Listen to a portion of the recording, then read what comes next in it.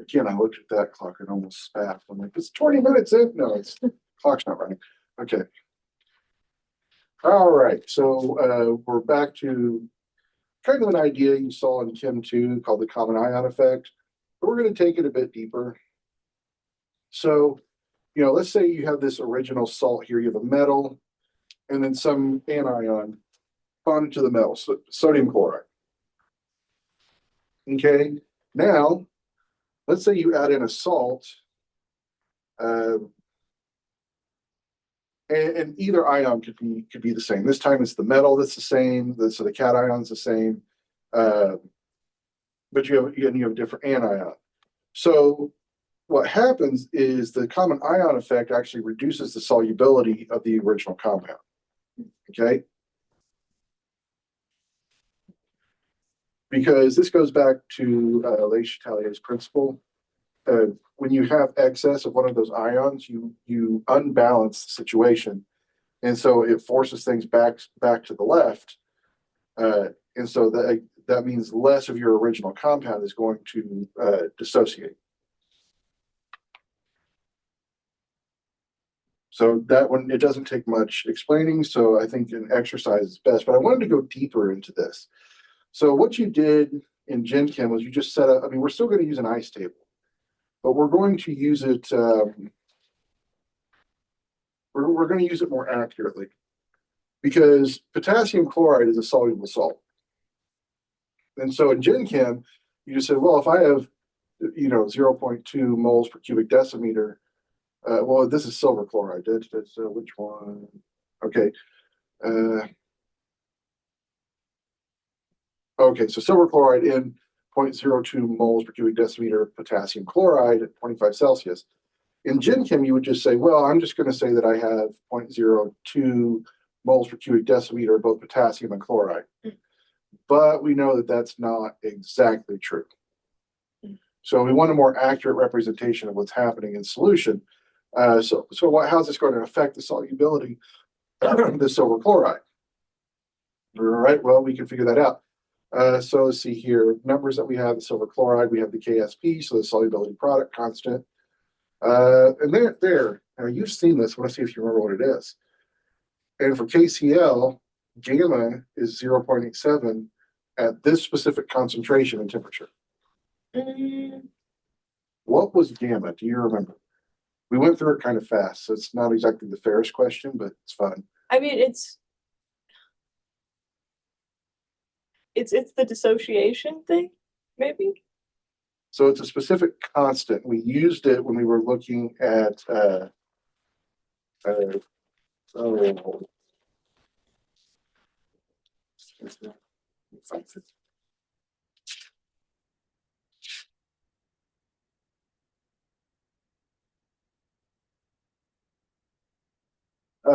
yeah, so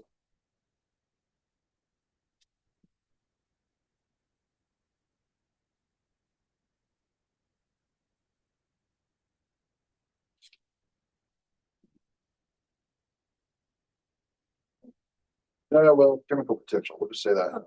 We used gamma when we were looking at chemical potential. So gamma, it's not chemical potential, but we used it then. What does that mean exactly? So your chemical potential is a more accurate representation of what a compound will do in solution, and it's based off of a certain number of a compound. So like we know, for example, can you think of a name that we've used that would tell you that you're not exactly going to get a full 0.02 moles per cubic decimeter of potassium chloride in solution? It's the what of the compound. Remember in Gen Chem when we did the Van't Hoff factor, you saw for sodium chloride, you didn't exactly get a Van't Hoff factor of 2. It was a little less. Because that means that even though it's a soluble salt, not all of it is going to dissociate. Okay. And that's called the chemical what? I don't remember. It's the chemical activity. Chemical activity. So gamma is the activity coefficient. Yeah. Okay, so we want to do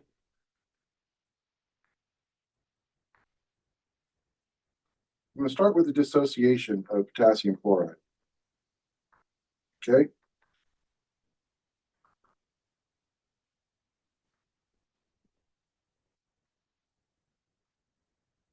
Okay, so the KSP for this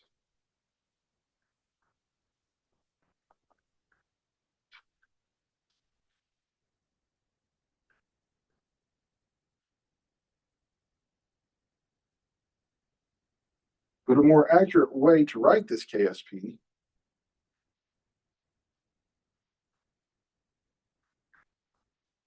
is the activity of one times the activity of the other. And the way we represent activity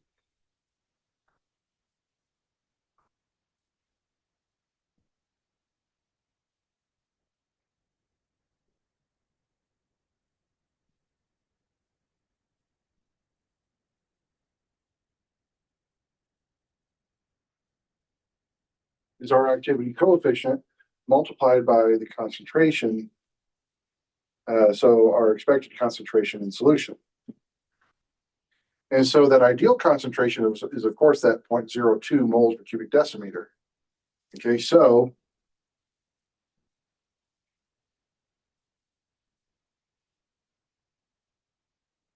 we'll go ahead and write down that the ideal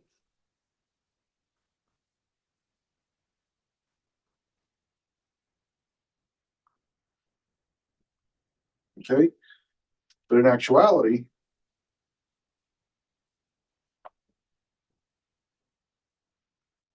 so our gamma is 0.87, our ideal concentration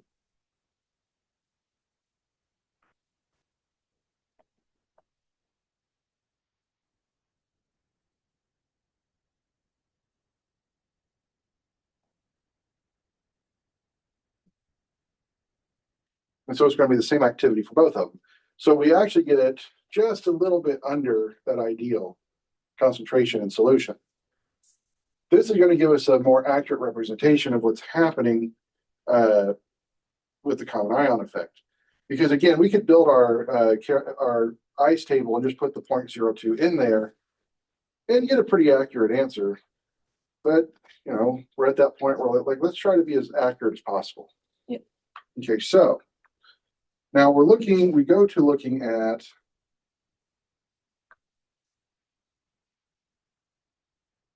the silver chloride salt.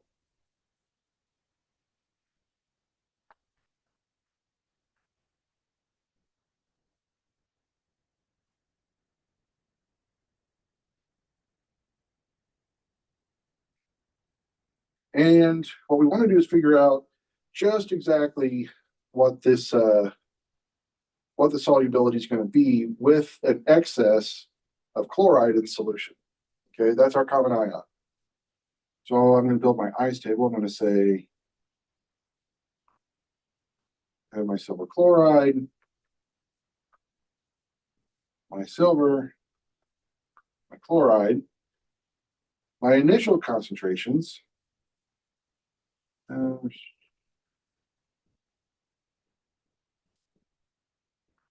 Well, I wrote the question slightly wrong. It's supposed to be 0.02 for both of them. Okay. So you have that. You have 0 with the silver at this point. But then due to our activity, we already have in solution that concentration of chloride. What is the change that we're going to experience? Well, instead of using X, what we're going to do is we're going to use S for solubility. So the silver chloride is going to lose an amount S. And each of these is going to gain an amount S. And so, of course, you remember that we really judge this by the coefficients from the equation. And so like it could be 2S or so it's like if we had 2 silvers at equilibrium, that would be 2S squared. You know, because then your concentration has to take on the coefficient as an exponent. So that leaves our equilibrium values.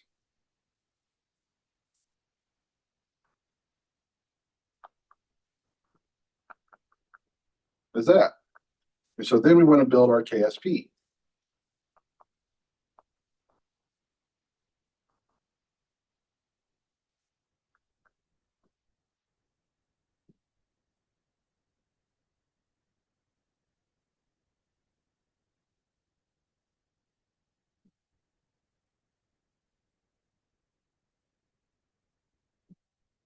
Oh, I'm supposed to put plus S. 4. There we go. Okay. And so then, of course, our KSP was our 1.77 times 10 to the negative 10th. All right, so now we can start figuring this out. We end up with S squared plus 0.0174S equals 1.77 to the negative 10th. And what I'm going to do is turn this into a quadratic.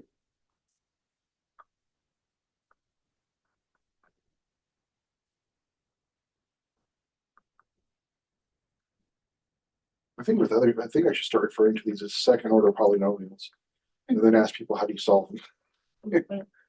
See if people can remember the word quadratic. So what do you think we have to use? Quadratic formula. Yeah, it's fun, isn't it? Yeah, I guess.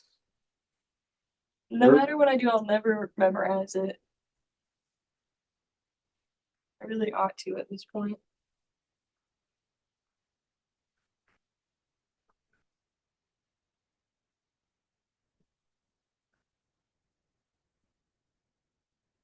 I was so disappointed the other day. My freshman class, they went, there's a song for this. Like, or you could just remember. I don't know. The song's probably fun. I can never remember it. You know what? I want someone to go through and make like metal songs for all of these things. That'd be good. Just really terrifies people. Okay, so that means that if we look at our equation here, we have A, B, and C. So B, so we have to put the negative plus or minus B squared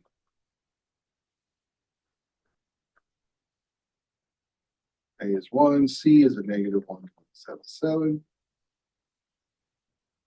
to the negative 10th. So square root over 2 times 1. All right. Well, you're gonna get two values for this. You do this whole thing with the plus sign, then you do the whole thing with the minus sign. When you do the whole thing with the minus sign, you're going to get the solubility as a negative number. And we know that that doesn't make sense because we don't have negative silver after the dissociation. So we use the positive number. And so the solubility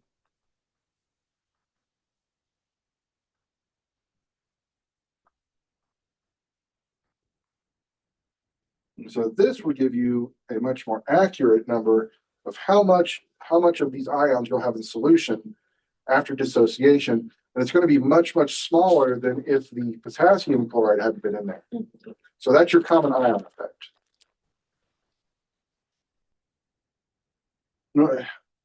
I guess at this level, I could have skipped this section, but I really wanted to do this using activities to try to show you a deeper way to calculate this than we did when you were a freshman. Yeah, I remember this, but the activities, though, it makes things a little different. Yeah, I like it. All right, now starting into coordination complexes.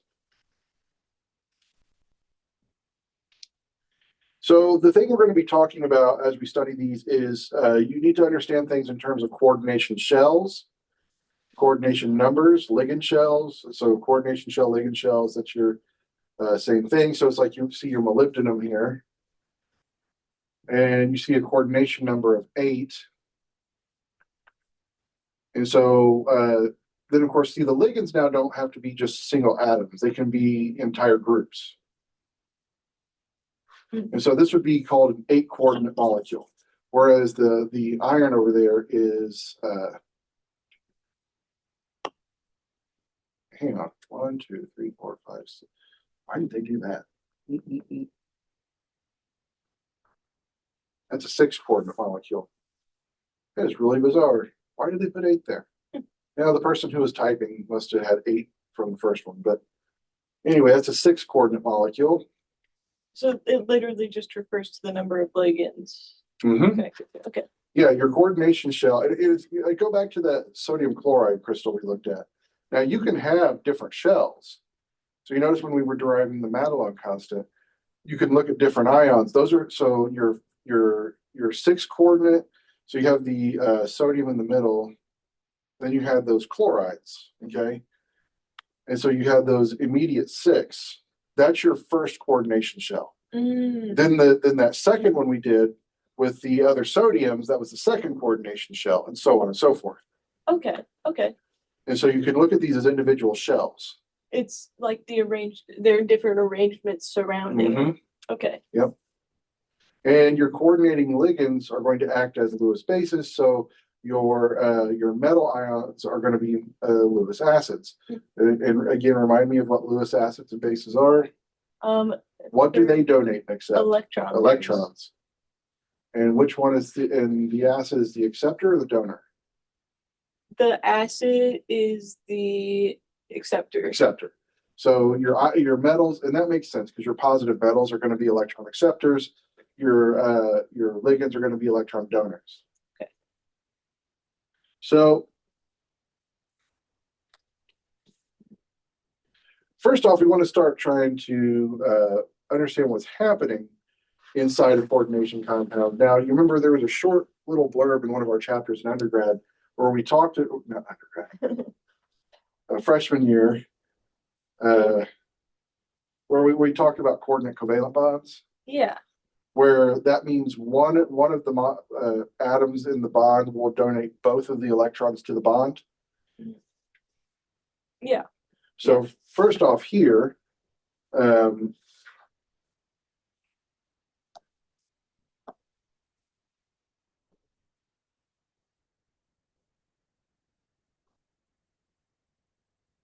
so here, let's look at this first one. Let's just name this first one. What would you call it? Silver amine. Well, yeah, so it is a silver amine. But there's a way to name coordination complexes. And we'll get to some rules. This is going to be diamine silver 1. Diamine silver 1.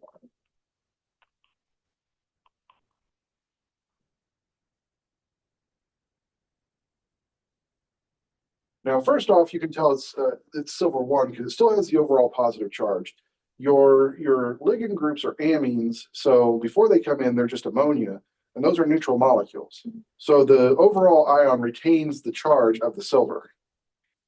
And so what you get is, remember, those ammonia molecules have a lone pair.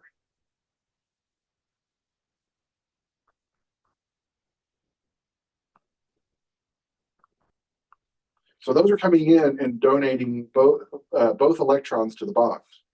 And that is a coordinate, that's a coordinate bond, coordinate covalent bond, however you want to say it.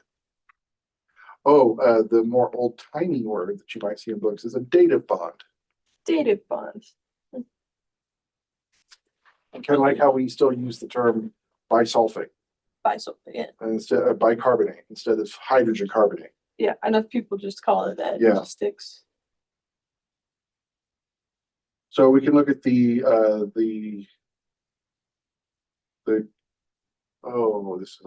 copper 2 tetrachloride. Now, how did I know that was copper 2? This is the charge. Yeah. Well, it's a -2, but there's 4. So see, there's 4 chlorides. Yeah. Each of them is a what? Is a -1. -1. So the copper has to be a +2. Okay. Yeah. So again, your copper and your chlorides have that full shell. So they're coming in and just donating 2 electrons to that bond. And the same thing, now this right here is not exactly accurate. You really don't want to draw things that way. because where are the electrons coming from? The oxygen. The oxygen. And this one, how do I know the charge of the cobalt? How do I know the charge of the cobalt? What is the charge of the cobalt? It's just going to be 2+, right? 2+, because the waters are neutral. Yeah. And so these are your aquated cations that we've been talking about. Okay. And so again,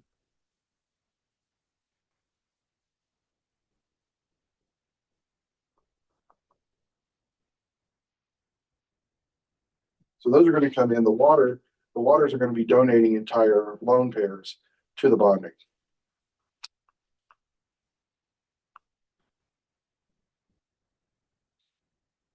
The next one should be more fun for you. It is also a coordination complex, which you may have never thought of. Oh, hemoglobin. This is a 4-coordinate complex where you have, and now we're going to start talking about new terminology. This is a tetradentate ligand. The entire porphyrin ring is a single ligand. Right. Why is it tetradentate? Because it has 4 connections. Yeah, it's 4 connections to the iron. Mm-hmm. The porphyrin ring is also a chelating agent. Chelating. So we just talked about that word. word. Chelates. Yeah. Chelates.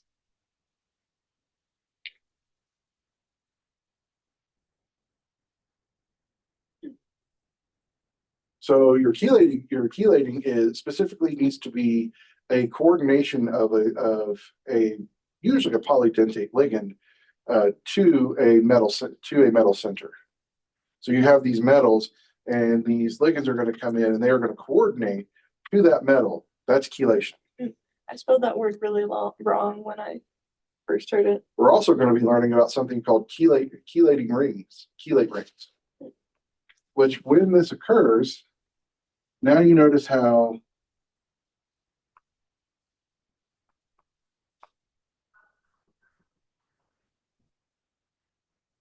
the iron forms the apex of that new ring. Mm-hmm. That's a chelate ring. Mm-hmm. Okay. Otherwise, that ring wouldn't be there. Yeah, right. Mm-hmm. It'd be one big open space. Yep. And this, of course, this is a very standard structure you're going to work with a lot. Not all porphyrin rings are identical, but they all have a similar enough structure. And so this ring around the iron is called a porphyrin ring.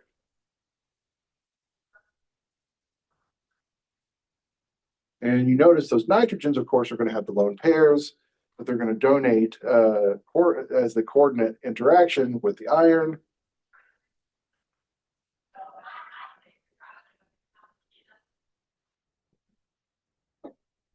So lots of new words and new names for you. It's a tetradentate porphyrin ring.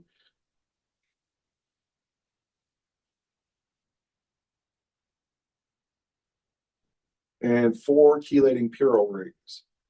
Do you see them? 4 chelating pyrrole rings.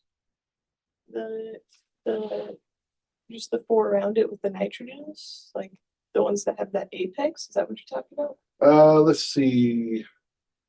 So is it the rings, the 5-membered rings that the nitrogens are a part of, or is it the rings that the iron forms? Is it not the ones that the iron forms? It is. Okay. It is. Okay.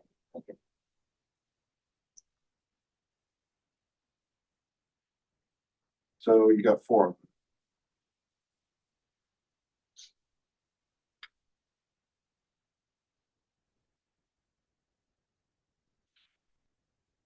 So for hemoglobin, it's something like it holds on to the iron good enough, but not like too strongly that it.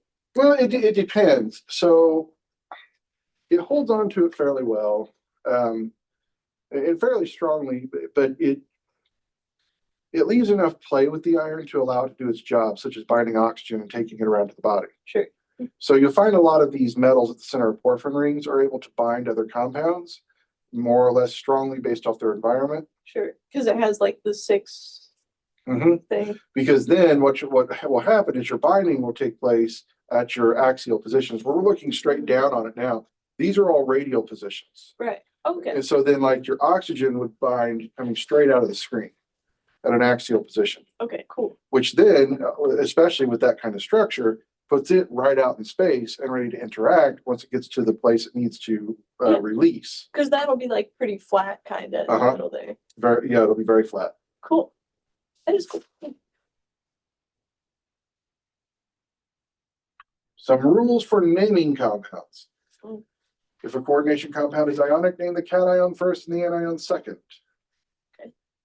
Otherwise, we're going to name the ligands first, followed by the central metal. Name the ligands alphabetically.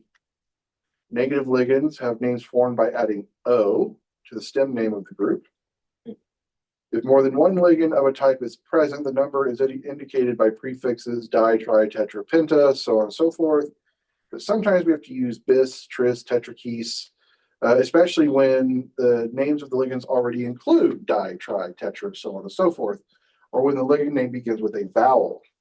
Yeah. So yeah, naming compounds has some rules.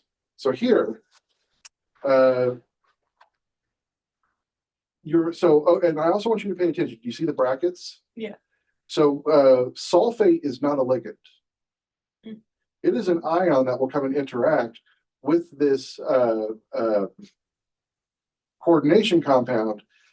Those brackets are going to indicate your coordination sphere. Okay. Okay. I'll come back to the slide. So that's why we didn't put sulfate earlier in as a ligand. It's not a ligand. It is an ion that comes in and interacts with this coordinated ion. Sure. So that would be like with the hemoglobin, the oxygens? Yes. And so here, technically what you have is a form of a salt. It's your positive, your cation, your anion forming a complex. So your sulfate is your anion. But if we want to name that coordination center, you have your tris ethylene diamine cobalt 3. And of course, let's see. So when we look at that, now you keep in mind, and it's a single bond, I know, and it has an ene in it. This is one of those more traditional names. This is kind of what you were talking about. This is one of the things you just have to remember. Yeah. You see in the middle that bridging.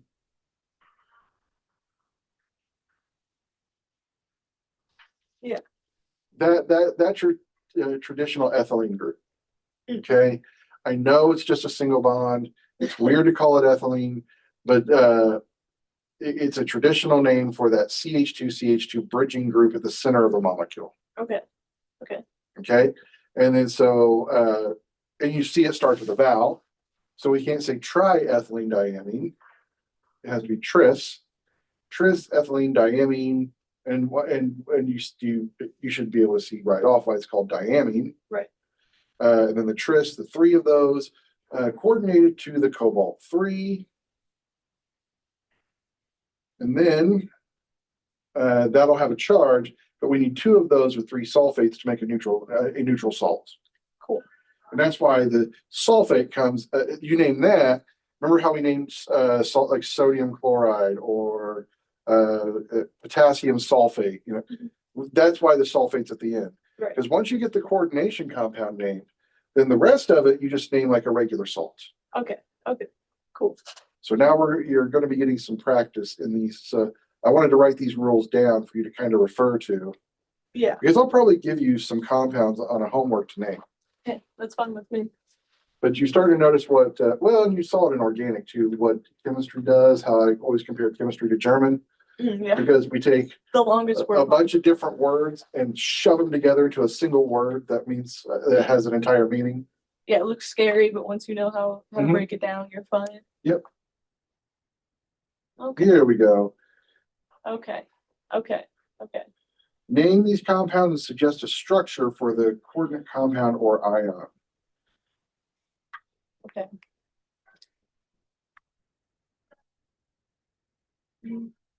First off, how many ions do you have? How many compounds? Coordination-wise. Coordination-wise? 6. Well, look at these 2. The brackets are your coordination spheres. Inside those are your coordination compounds. three. How many of those are ions and how many of them are neutral compounds? Oh, you just have two ions? One ion, one compound. One ion, oh, because you don't count that there's two chlorines? Well, I count the fact that I have a chloride outside the coordination sphere. So that entire coordination ion has to be a +1. Okay, You see that? okay, sure, okay. Because that chloride's a -1. But down here, all it is just a single coordination compound with no charge. So that's your neutral. Okay, So look for those brackets.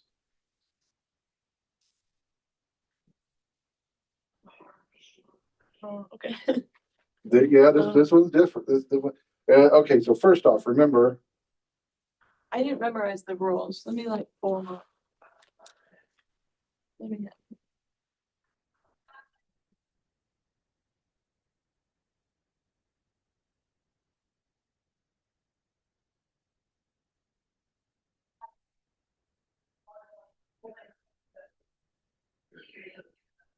Sadly, I think I made the mistake of giving you a first one because it breaks one of the rules. Oh my gosh.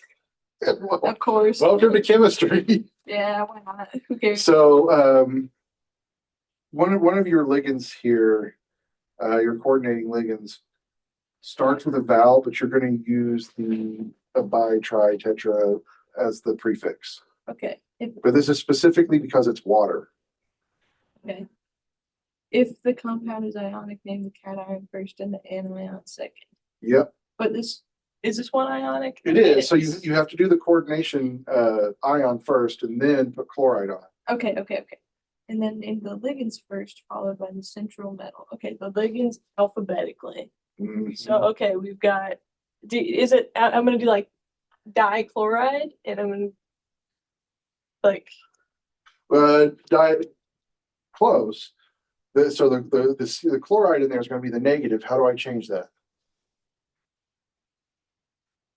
You know, chloro. Yeah, so you're going to have a dichloro in there. Okay, and I don't know what it is for water, like Aqua. aqua. Uh-huh. Oh, okay. Okay. Tetra, aqua, dichloro.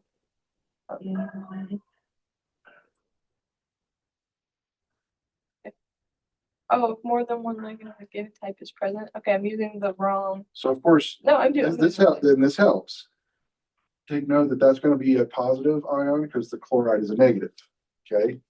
Okay. So if I have tetra aqua, dichloro, chromium, what do you think the charge on chromium will be? It's got to be +3. Chromium 3. Tetra aqua, dichloro, chromium 3. Chloride. Chloride. Okay. Tetra aqua. Okay. Cool. We can do that.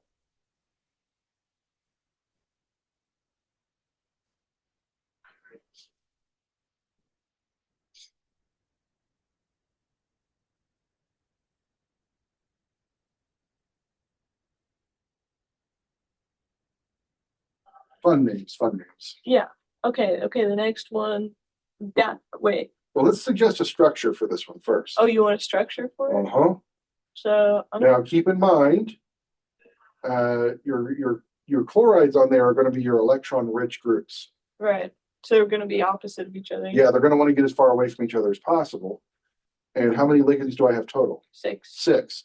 So if I take my chromium,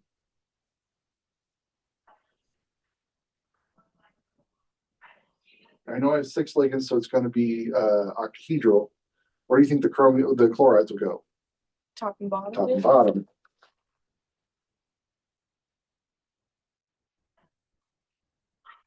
And then so that means that my waters are going to be radial. So radial and axial.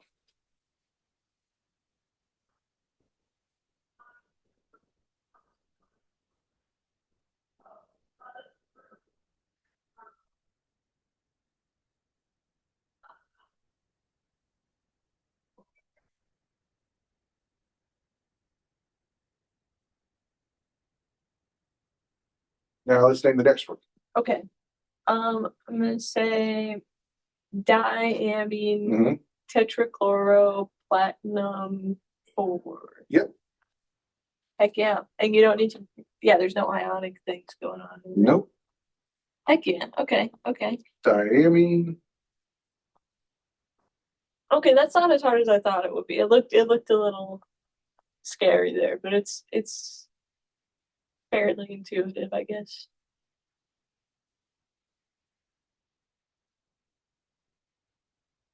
Oh, did you said one of them had, yeah, Tetra Aqua. Okay.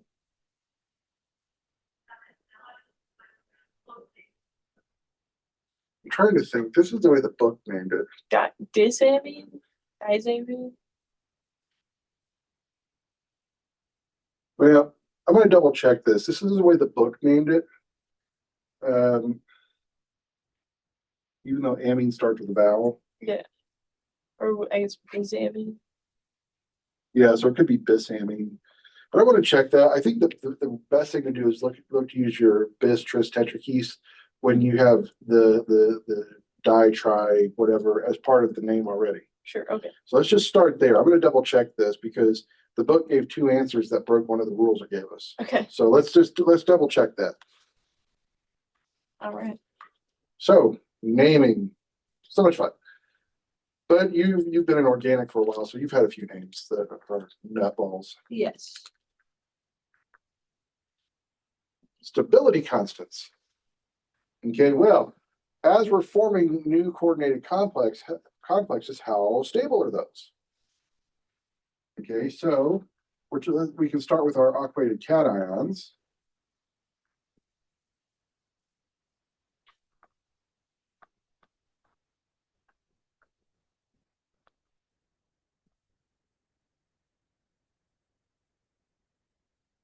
We're kind of looking at this. But then we have a series that we can look at where we say, well, what if we have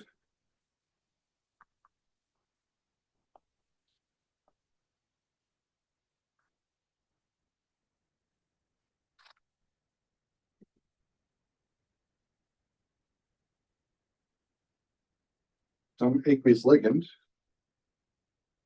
and one step at a time, we start replacing waters with that ligand.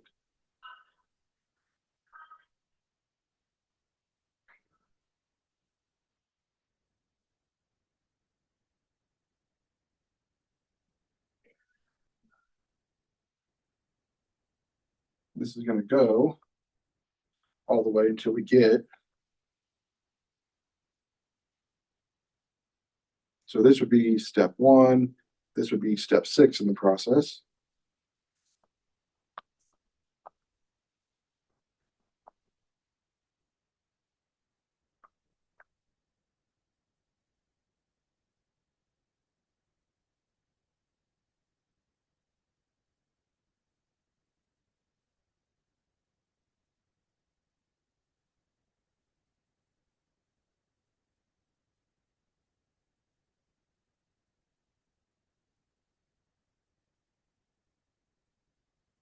So we can think of a process where we're just replacing the water ligands one at a time with these whatever these ligands are that are in aqueous solution.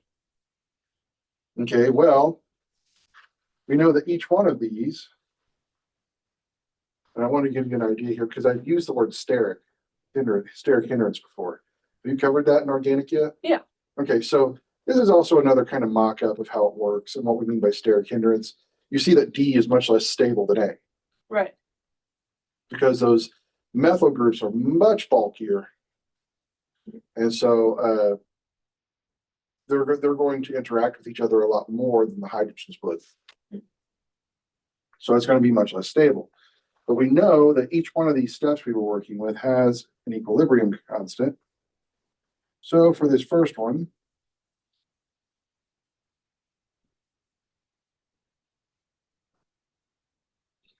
and now we're going to start keeping things separate where it's like, okay, well, we have to use square brackets for concentration now. So I'll put my coordination sphere inside of parentheses. And that's not an official thing. That's just kind of how I chose to do it.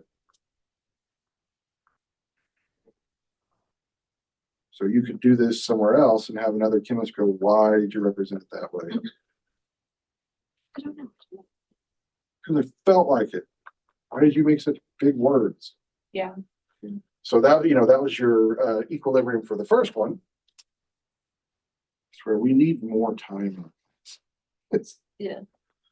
because this is all important stuff we're going through. But we are on to coordination. So yeah, that's what we wanted to get to.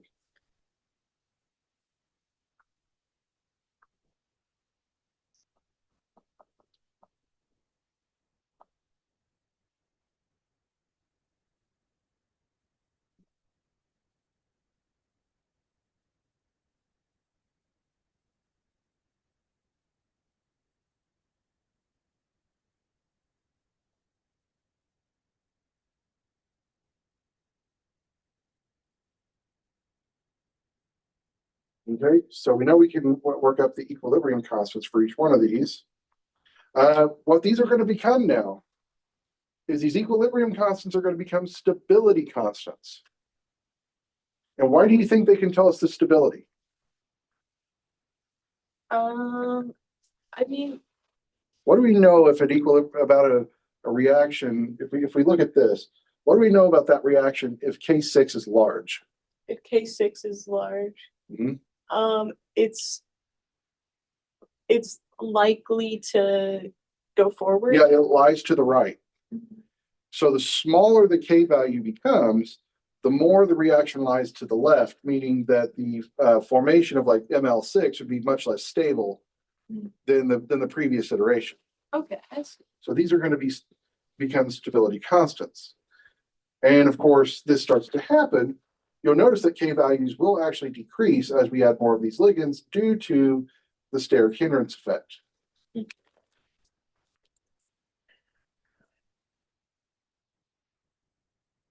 So if we want to look at all of the steps,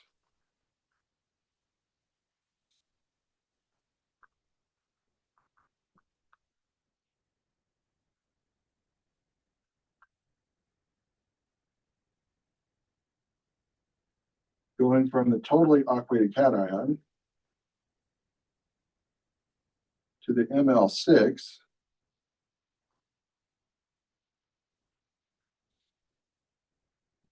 when these are all added together, we're going to get an overall equilibrium equation. I'm going to try to finish this and we'll call it.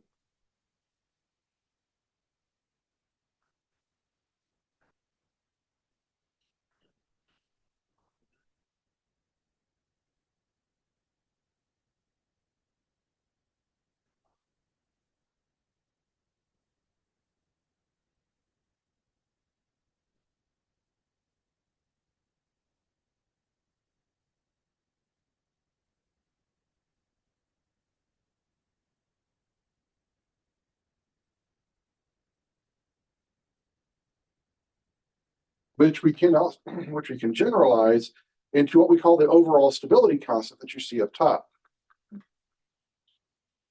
In our overall stability constant. So for this reaction in particular, we know it's going to be P6. Do you remember what we do with the equilibrium constants as we go step by step? Imagine we're adding all these equations. So we go back up here. Imagine we had all 6 of these and we added them together. What do we do with each one's equilibrium constant? Do you just add them? Nope. Oh. I don't know. So what we do is when you add chemical equations. Oh, you just like cancel out the common things?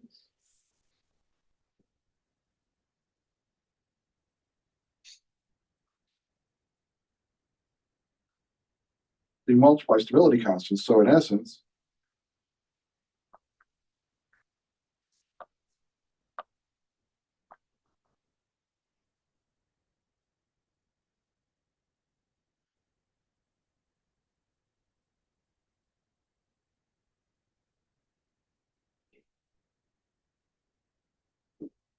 so the pi works the same way the sigma does. This is just a product. Okay. So we want to make sure that we're multiplying all of those equilibrium constants. Okay, we'll pick it up here on Monday, finish this last little bit, and then we'll be into the full-on coordination chemistry chapter. Sure. Because we've already started coordination chemistry and you're starting to get an idea of some of the terminology and what it starts to look like. Word. I'll finish reading this dang chapter.